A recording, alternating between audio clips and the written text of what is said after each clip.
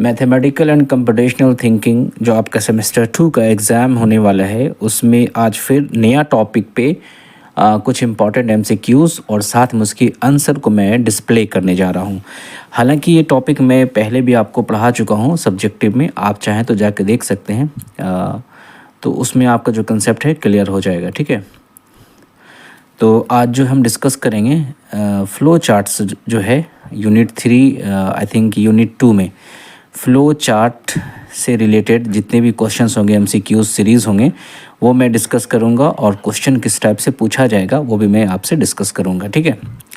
तो flow chart अगर आप वीडियो नहीं देखें तो फ़्लो चार्ट आप थोड़ा ब्रीफ में समझ लें। फ़्लो चार्ट होता है क्या? एक्चुअली ये डेटा का ग्राफिकल रिप्रेजेंटेशन होता है। डेटा का ग्राफिकल रिप्रेजेंटेशन होता है, ठीक है। इसको हम ग्राफिकल रिप्रेजेंटेशन कहते हैं। किसका? डेटा का। मतलब डेटा मूव कैसे होता है, इसके डेटा की मूवमेंट दिखाती है कि डेटा किस वे में जा रहा है, ठीक है ना। उसको हम कहते हैं फ़्लो चार्ट। जब ग्राफिकल रिप्रेजेंटेशन की बात आई तो डिफरेंट सिंबल्स इसमें यूज़ होंगे, डिफरेंट सिंबल्स यूज़ होंगे। तो अब मेन आपको जानना वो सिंबल्स क्या होते हैं और सिंबल्स की पर्पस क्या होते हैं, ठीक है। तो एमसीक्यूज़ के पहले मैं कुछ सिंबल्स आपको दिखा देता हूँ स्क्रीन पे और उसके नाम के साथ में। देखें, सबसे पहले जो ये वाला ओवल होता है, इसको हम जो कहते हैं ओवल सिंबल, इसको हम टर्मिनल सिंबल कहते हैं। या इसको आप चाहें तो एग्ज़ाम में अगर मान लेते हैं आपको ऐसे दे देगा, स्टार्ट एंड एंड बॉक्स या टर्मिनल बॉक्स। स्टार्ट भी है, स्टॉप भी है। इसका जो है फ़्लो चार्ट का स्टार्ट जहाँ से होगा ओवल यूज़ करेंगे या स्टॉप करेंगे, या फिर इसका बिगिन नाम भी है, एंड नाम भी है, ठीक है ना। ये पहला सिंबल हो गया। दूसरा सिंबल जो आपको स्टेप से पैरेललोग्राम पे दिखेगा, उसको हम कहते हैं इनपुट सिंबल या फिर आउटपुट सिंबल, या इनपुट बॉक्स आउटपुट बॉक्स, ठीक है। यहाँ पे डेटा लिया जाता है। इसमें क्या होता है, डेटा की एंट्री होती है या डेटा को प्रिंट किया जाता है, दोनों किया जाता है, ठीक है। उसके बाद है प्रोसेस जो बॉक्स होता है वो रेक्टेंगल टाइप का होता है, उसको हम प्रोसेस कहते हैं। यानी जो फंक्शंस एग्जीक्यूट होगा, जो प्रोसेस होगा, इसी बॉक्स में होगा, तो उसको हम कहते हैं process box. Any processing to be performed can be represented, यहाँ पे प्रोसेस होगा।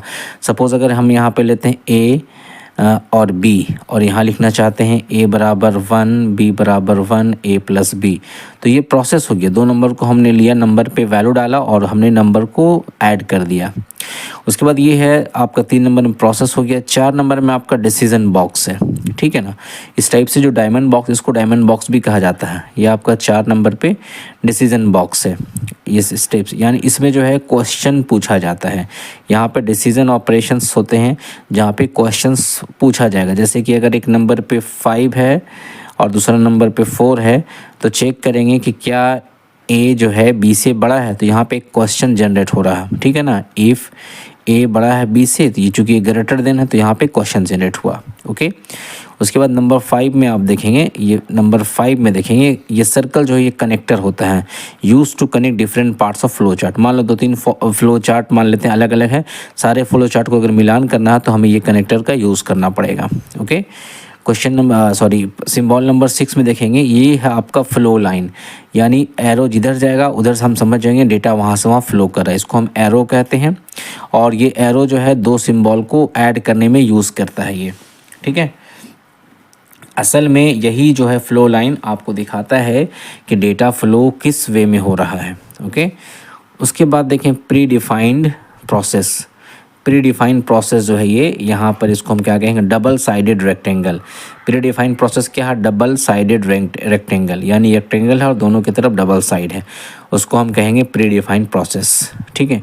उसके बाद फॉर लूप सिंबल है, ये फॉर लूप के लिए यूज़ किया जाता है, बट मेरे ख्याल में चूँकि ये वाला नहीं पूछा जाएगा आपसे, थोड़ा ये एडवांस लेवल पे हो गया। उसके बाद क्या है, ये डॉक्यूमेंट है, ठीक है ना। इस टाइप से अगर बनेगा आपका डायग्राम इस टाइप से, तो इसको हम कहेंगे डॉक्यूमेंट। ये इस टाइप से रहेगा तो उसको क्या कहेंगे, document. Shows the data that is ready for print out, यहाँ पे डेटा शो होगा जिसको प्रिंट करना होता है। तो ये कुछ सिंबल्स हैं जो हमने आपको बता दिए, सिंबल्स का क्या यूजेस है, क्या नाम है, टोटल चीज़ें हैं। अब जो कोई एमसीक्यूज़ बनेंगे यहाँ से, वो सिंबल के नाम से बनेंगे, सिंबल की पर्पस से बनेंगे, ठीक है। तो चलिए सबसे पहले शुरू करते हैं, कितने क्वेश्चन है देखना होगा। सबसे पहला देखें, what is flow chart. Flow chart क्या होता है? तो अभी हमने बताया विजुअल रिप्रेजेंटेशन या ग्राफिकल, जो दिखेगा उसको हम क्या कहेंगे, फ्लो चार्ट। तो बी ऑप्शन आपका सही है। अ flow chart is a visual representation of process और एल्गोरिदम, या यहाँ पे ग्राफिकल रिप्रेजेंटेशन भी लिखा रह सकता है, ठीक है, ग्राफिकल। तो ये आपका सही हो गया।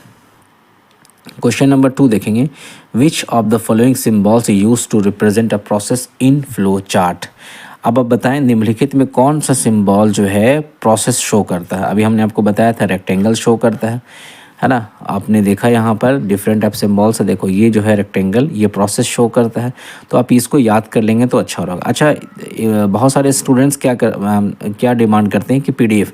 देखो मैं पीडीएफ नहीं सेव करता हूँ, क्योंकि बहुत सारे वीडियोस बनाने होते हैं, उतना मेरे पास टाइम नहीं है कि पीडीएफ बना के आपको अलग से मैं सेंड करूँ, ठीक है। आप चाहें तो इसी को वीडियो को पॉज करके फटाफट लिख लें, बहुत ज़्यादा लंबा लंबा वीडियो नहीं होता है, तो फिर उसके साथ मेरा जो है एक्स्ट्रा काम हो जाएगा। तो फिर ये आपको एमसीक्यूज़ नहीं मिल पाएंगे फिर पीडीएफ अगर मैं बनाने लगूँ तो, ठीक है। मैं जानता हूँ इसको सेव करके पीडीएफ में कर दूँ तो हो जाएगा, फिर आपको भेजना होगा, तो फिर वो एक्स्ट्रा काम हो जाएगा। आप इसी को वीडियो पॉज करके देख लीजिए, आपका ये खुद से बन जाएगा। क्योंकि लास्ट टाइम है ना, अब आपको ज़रूरत नहीं है सब करने का, आप डायरेक्ट देखें, डायरेक्ट याद करें और पॉइंट आउट को नोट करते रहें। अब नोट्स वोट्स बनाने की ज़रूरत नहीं है, एग्ज़ाम का बिल्कुल लास्ट टाइम आ गया है। सेमेस्टर 3 में जाएंगे तो आप एकदम शुरू से बनाएंगे। अगर अभी तक आपने नहीं पढ़ा तो बट सेमेस्टर 3 में आप अच्छे से पढ़ाई करेंगे, ठीक है। चलो ये भी हो गया। क्वेश्चन नंबर 3 में आते हैं, what does an oval symbol represent in a flow chart. Oval जो होता है वो क्या रिप्रेजेंट करता है? Start and end process, decision point, input output process. तो अभी हमने बताया था स्टार्ट एंड, ये ओवल है, स्टार्ट एंड एंड के लिए यूज़ किया जाता है। Question number 4, which symbol is use to represent a decision और branching point in a flow chart. Rectangle, Oval, diamond, arrow. तो अभी हमने आपको डायमंड बताया था कि डायमंड से हम लोग क्या करते हैं, डिसीजन चेक करते हैं, डिसीजन ब्रांचिंग करते हैं, वहाँ पे टेस्ट करते हैं, ओके। उसके बाद देखें, what does a rectangle with rounded corners represent in a flow chart. यानी कोई अगर रेक्टेंगल है और उसका राउंडेड कॉर्नर इस तरीके से राउंडेड कॉर्नर है, तो क्या कहेंगे इसको हम, start and end process, decision point, input and output process. असल में यहाँ पे रेक्टेंगल ही होता है, बट एक्स्ट्रा चीज़ दिया है। तो खैर अगर कोई ऑप्शन नहीं तो आप प्रोसेस पे टिक लगा दें, अगर रेक्टेंगल आएगा तो भी प्रोसेस ही होगा, ठीक है।